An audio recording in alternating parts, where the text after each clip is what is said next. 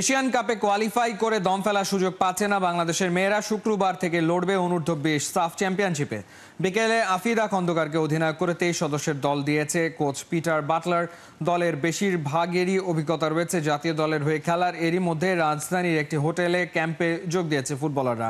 গেল আসরের যুগ্ম চ্যাম্পিয়নদের এবারও চোখ শিরোপায়, সে লক্ষ্যে শুক্রবার কিংস অ্যারেনায় শ্রীলঙ্কার বিপক্ষে মাঠে নামবে বাংলাদেশ। তার আগে বিকালে বাফুফে ভবনে সংবাদ সম্মেলনে উপস্থিত ছিলেন দলের কোচ, ক্যাপ্টেন সহ নারী উইংয়ের চেয়ারম্যান মাহফুজা আক্তার কিরণ। অধিনায়ক আফিদা জানিয়েছেন, দক্ষিণ এশিয়ার বয়সভিত্তিক টুর্নামেন্টের শিরোপা ধরে রাখার মিশন তাদের সামনে।